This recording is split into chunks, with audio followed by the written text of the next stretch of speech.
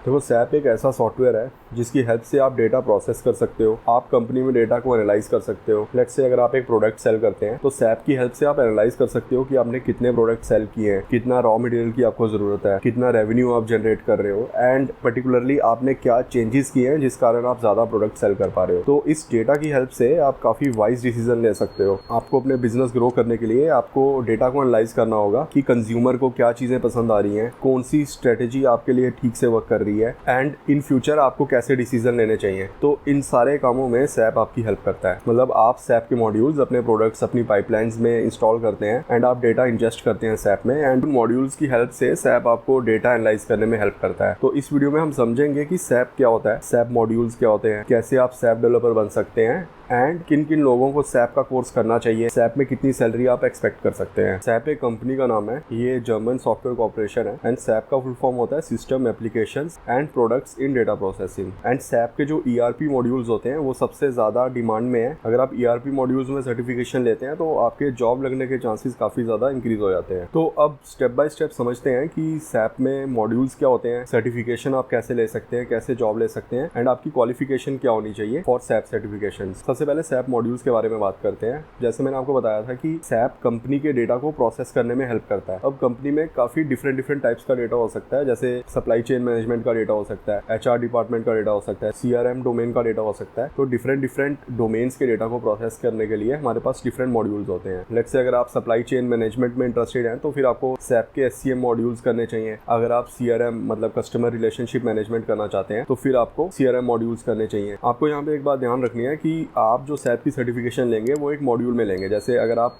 CRM module करते हैं तो आपकी सर्टिफिकेशन सीआरएम मॉड्यूल की होगी। अगर आप एससीएम मॉड्यूल कर रहे हैं या फिर फाइनेंशियल अकाउंटिंग का मॉड्यूल कर रहे हैं तो आपको उन मॉड्यूल्स की ही सर्टिफिकेशन चाहिए होगी। अगर आप प्रोडक्ट मैनेजर हैं, आपने एमबीए किया है, तो फिर आप बिजनेस इंटेलिजेंस के मॉड्यूल कर सकते हैं, आप प्रोडक्ट मैनेजमेंट के मॉड्यूल कर सकते हैं।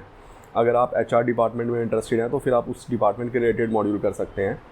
तो डिपेंडिंग अपॉन आपके क्या इंटरेस्ट है आपको वो मॉड्यूल करने चाहिए, एंड उन्हीं मॉड्यूल्स में आपको सर्टिफिकेशन लेनी चाहिए। तो स्टार्टिंग में मैंने आपको बताया था कि जो ईआरपी मॉड्यूल्स हैं उनकी डिमांड ज़्यादा है। मतलब आपको एक चीज़ का ध्यान रखना है कि जो भी आप मॉड्यूल कर रहे हैं कोशिश करें कि वो ईआरपी मॉड्यूल्स के अंदर आए। जैसे ये सारे मॉड्यूल्स जो हैं ये ईआरपी मॉड्यूल्स हैं। अब सर्टिफिकेशंस के बारे में बात कर लेते हैं। तो सैप की सर्टिफिकेशन पेड सर्टिफिकेशन होती है, तो बेटर है कि आप पहले कोर्स करें, उसके बाद आप सर्टिफिकेशन टेस्ट के लिए एनरोल करें। कोर्सेज में आप फ्री कोर्सेज भी ले सकते हैं एंड आप पेड कोर्सेज भी ले सकते हैं। फ्री कोर्सेज का लिंक मैं डिस्क्रिप्शन में ऐड कर दूंगा। एंड अगर आप पेड कोर्सेज करना चाहते हैं तो उसके लिए आपको कोचिंग इंस्टीट्यूट से कोर्सेज करने होंगे, एंड वो कोचिंग इंस्टीट्यूट आपकी हेल्प करेंगे मॉड्यूल डिसाइड करने में कि आपको कौन सा मॉड्यूल चूज करना चाहिए, एंड वो आपकी हेल्प करेंगे सर्टिफिकेशंस के लिए एनरोल करने में। पेड कोर्सेज की कॉस्ट भी ज्यादा होती है, अराउंड 1 to 2 लाख आपको पे करने होंगे फॉर पेड कोर्सेज। जब आप एग्जाम के लिए एनरोल कर रहे होंगे तो अगर आप 1 अटेम्प्ट देना चाहते हैं तो उसके लिए आपको 17,000 पे करने होंगे, एंड अगर आप 6 अटेम्प्ट देना चाहते हैं विद इन अ ईयर तो उसके लिए आपको 44,000 पे करने होंगे। यहाँ पर एक और चीज़ का आपको ध्यान रखना है कि सर्टिफिकेशन की भी टाइप्स होती हैं। जैसे अगर आप बिगिनर हैं तो फिर आपको एसोसिएट लेवल के सर्टिफिकेट करने होंगे। अगर आपके पास एक्सपीरियंस है तो फिर आप प्रोफेशनल सर्टिफिकेशन या स्पेशलिस्ट सर्टिफिकेशन ले सकते हैं। सर्टिफिकेट्स की भी एक वैलिडिटी होती है। जनरली 1 साल तक आपके सर्टिफिकेट वैलिड रहते हैं। उसके बाद आपको सर्टिफिकेट्स को रिन्यू करना होगा। रिन्यू की कॉस्ट भी आपको पे करनी होगी जो सर्टिफिकेशन की कॉस्ट से कम होगी। अब समझते हैं कि सर्टिफिकेशन की नीड क्या है आपको। जब आप सैप डेवलपर की जॉब्स के लिए अप्लाई करेंगे तो उस टाइम आप कैसे प्रूफ करेंगे कि आपको सैप के मॉड्यूल्स अच्छे से आते हैं, आप एक सर्टिफाइड सैप डेवलपर हैं। एंड काफी सारी जॉब्स में certification is a must qualification. मतलब अगर आपके पास सर्टिफिकेशन है तभी आप अप्लाई कर सकते हैं जॉब्स के लिए। सैलरी रेंज के बारे में समझ लेते हैं। अगर आप एक फ्रेशर सैप डेवलपर के लिए अप्लाई करते हैं तो फिर आप 4 to 8 लाख पर ईयर का पैकेज अर्न कर सकते हैं, and with 3 to 5 years of experience आप 8 to 15 लाख का पैकेज अर्न कर सकते हैं as a SAP developer. And अगर आपका एक्सपीरियंस 5 ईयर से ज्यादा है तो फिर आप 15 to 30 lakh per year earn कर सकते हैं एज अ सैप डेवलपर। यहाँ पे आपको एक चीज का ध्यान रखना है, इन सभी सैलरी रेंजेस में आपके पास सर्टिफिकेशन होना जरूरी है।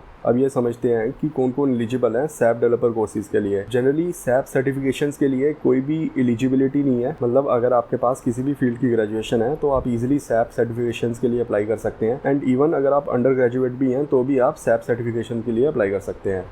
मैंने एक डिटेल में वीडियो बना रखा है कि कैसे आप जॉब्स के लिए अप्लाई कर सकते हैं, उसका लिंक भी मैं डिस्क्रिप्शन में ऐड कर दूंगा। एंड अगर आपके कोई और भी डाउट्स हैं तो आप ज़रूर कमेंट कर देना।